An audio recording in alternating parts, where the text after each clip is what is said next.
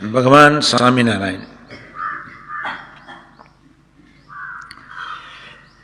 એની કરુણા નિધિની કરુણાનો એક જ પ્રસંગ તમે ઘરે જઈને યાદ રાખજો. બસ મોટા સ્વામી એક દિવસ વાત કરી હતી.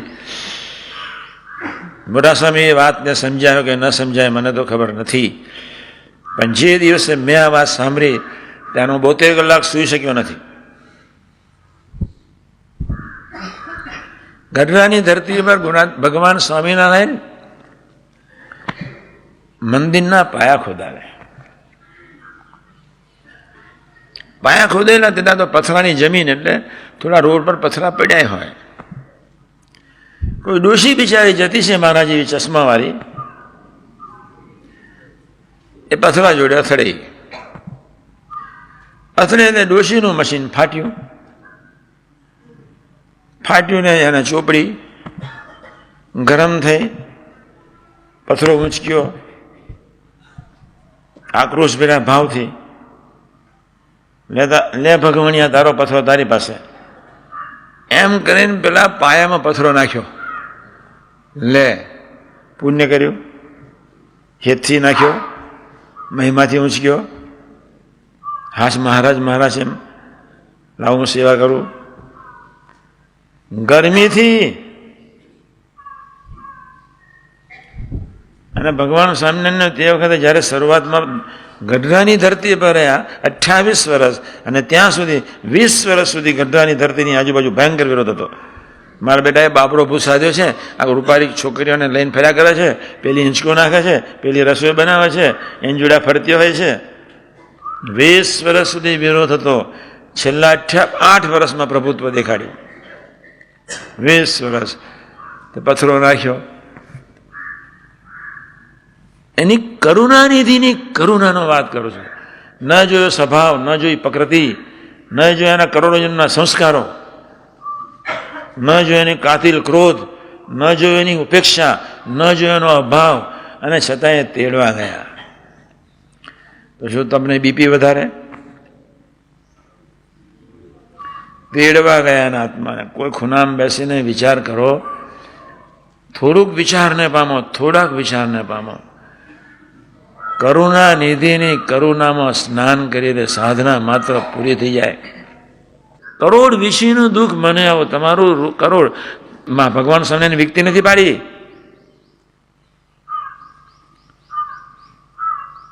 તમે નિષ્ઠાવાન છો, તમે ભગવાનના સંતોના યોગમાં છો, તમે એકાંતિક થયા કે ન થયા, સુરત થયા કે ન થયા, આત્મીય થયા કે ન થયા, એવું નક્કી નહીં કર્યું. અમને કહ્યું છે પાછળ, જે આત્મીય થશે, મારી વાતને સમજશે, જે નિષ્ઠાવાન થશે, કોઈનો અભાવ નહીં લે, અવગુણ નહીં લે, એનું દુઃખ હું માથે લઈ લઈશ, એવું ને કહ્યું. ભગવાન સ્વામિનારાયણ બોલ્યા છે. ભગવાન સ્વામિનારાયણ એવું બોલ્યા છે, ગમે તેવો હોય પણ અલ્પ સંબંધવાળો હોય, એના કરોડ વિશેનું દુઃખ હું લઈશ મારા માથે, પણ મારે એને સુખ્યો કરવો છે. કરુણાનિધિના એ આશીર્વાદ, કરુણાનિધિના એ વચનામૃત, કરુણાનિધિનું એ કાર્ય, કરુણાનિધિના એ લીલા, કરુણાનિધિનું ભક્તો માટેનું, ભક્તોમાં ડૂબી જવાનું એક સહજ સેવા, સહજ ભક્તોની સેવા, એ જ ભગવાન સ્વામિનારાયણની પરમ સાધના આપણને શીખવાડી ગયા. બસ આવ્યા. શક્ય જ નથી. કૃપા, હે મુક્તાન સ્વામી, આટલી જ જે દિવસે તમને ખબર પડી જાય કે અમે કૃપા સાધ્ય છે, તે દિવસે તમારી સાધના પૂરી થઈ જાય. કમનસીબ એવી નાલાયક સાત્વિક વૃત્તિઓ, નાલાયક સાત્વિક સમજણ, ભગવાન સિવાય બીજી કોઈ વૃત્તિઓને રાજી કરવાની જડ ભાવનાઓ, જેના ફળ સ્વરૂપે આ પરાવાણીના એક એક અનમોલ શબ્દ આપણી ચેતનાને વિશે સ્થિર થઈ શકતા નથી. જે પ્રભુ ધરતી પર ન હોય, એ પ્રભુ ધરતી પર આપણા માટે આવ્યા. આટલો જ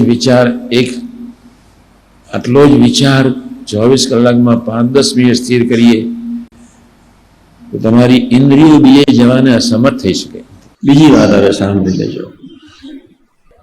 એ કોઈ પણ તપશ્ચર્યાથી, કોઈ પણ ગુણોથી, કોઈ પણ ઐશ્વર્યથી, કોઈ પણ પ્રતાપથી, કોઈ પણ રિદ્ધિ સિદ્ધિથી, દાન યજ્ઞ વ્રત તપ કશાથી ભગવાનની પ્રાપ્તિ છે જ નહીં, દર્શન છે જ નહીં.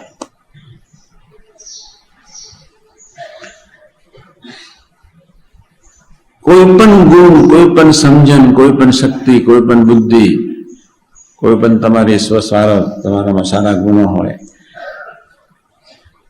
એવા અનંત ગુણો કદાચ એકમાં ભેગા થાય, પણ સહજાનંદની રસગન મૂર્તિનો સંબંધ ન હોય તો એ ગુણો નકારા છે.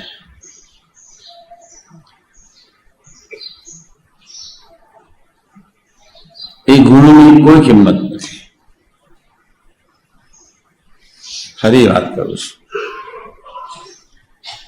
તમારામાં અનંત ગુણો આપી દીધા છે ભગવાને, પણ ભગવાન સ્વામિનારાયણની અક્ષર પુરુષોત્તમ મહારાજની ઉપાસના નથી, સંતોનો યોગ નથી.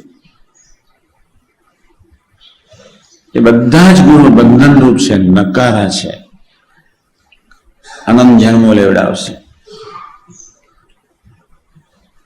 તમારો જેટલો પ્રભુ બાપ સમાન છે, સંત મા સમાન, જેટલો તમારો સંબંધ, જેટલી તમારી નિર્દોષ બુદ્ધિ, જેટલો તમારો દિવ્યતા, જેટલી તમારી સરળતા, જેટલો તમારા એ મુક્તોનો સંબંધ.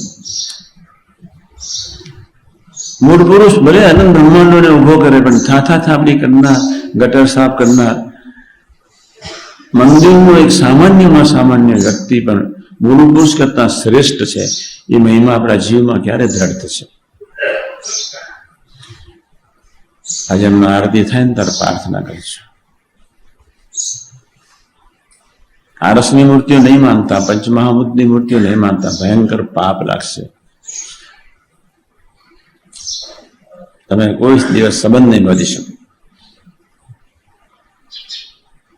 જો તમે પ્રભુનો, તમારા ગુણોનો જ પ્રભુને કિંમત નથી, તો તમારા દોષ સ્વભાવથી તમારે ચિંતા કરવાની શી જરૂર છે?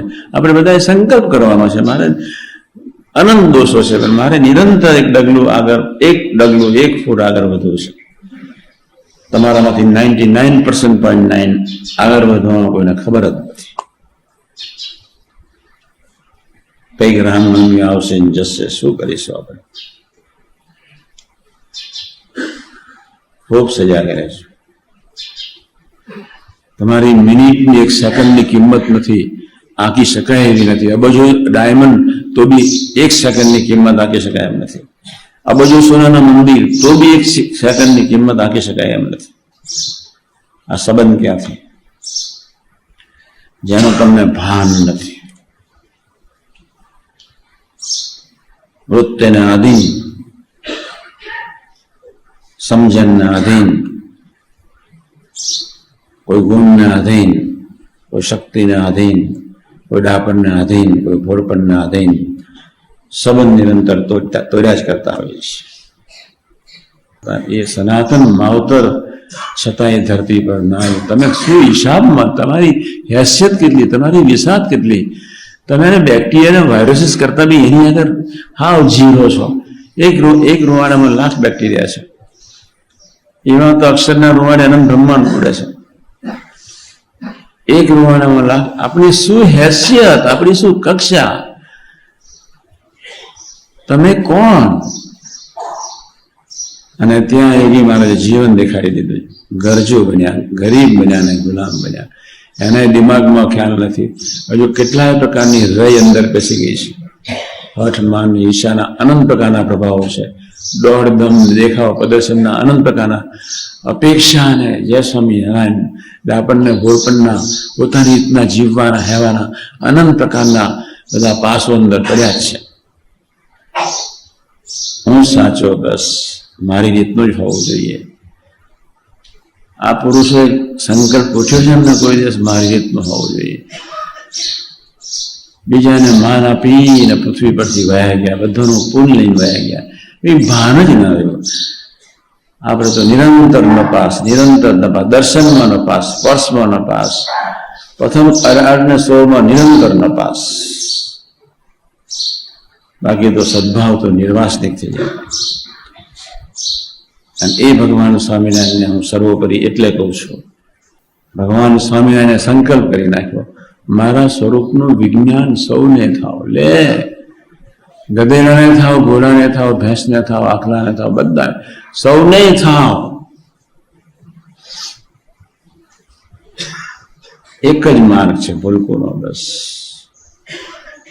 ભૂલકોની અદા સિવાય પાત્રતા નહીં આવે, ભૂલકોની વાતને સમજ્યા સિવાય બુદ્ધિયોગ નહીં આવે. બુદ્ધિયોગ નહીં આવે એટલે ગમતામાં વર્તવાની વાત કલ્પના નહીં આવે, અને ગમતામાં જે દિવસે વર્તીશું તે દિવસે ડાયરેક્ટની શરૂઆત થઈ જશે, શુભ વિચારોની શરૂઆત થઈ છે, પછી નિરંતર સંબંધ, અને પછી આકરી કસોટી છે. આપણે કેટલો બધો વિચારમાં રહેવાનો છે, આપણી શું હેસિયત, કોણ, કેટલા, શા માટે બીજાની ટીકા ચર્ચા સંશય, શા માટે, શું કરવા આવ્યા છે, શું થઈ રહ્યું છે. બધું સરસ, બધું સરસ, બધું સરસ. અને ગરીબોનો વિચાર કરજો, એને માર ખાધો છે વિચાર કરજો.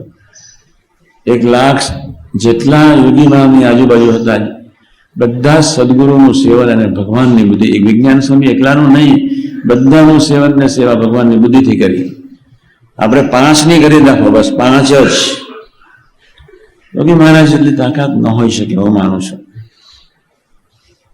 પણ જયારે પ્રભુએ સંકલ્પ કર્યો આ ધરતી પર આ દિવસે આવીને કે મારા સ્વરૂપનું વિજ્ઞાન સૌને થાવ, મારા સ્વરૂપનું જ્ઞાન સૌને થાવ, હું અક્ષરબ્રહ્મના સચ્ચિદાનંદ શરીરમાં અખંડ નિરંતર રહ્યો છું, મારે પ્રકૃતિ પુરુષને કોઈ સંબંધ જ નથી, મારી મૂર્તિમાં હું તમને લય કરવા આવ્યો છું, અને લય કરી સુખ્યો કરવામાં આવ્યો છું, મારે તમને મારું બધું જ આપીને જવું છે, મારે કશું સાથે લઈ નથી જવું. હા, તો ખાનદાન મા બાપ ક્યાંથી મળે? સહેજાન સાહેબ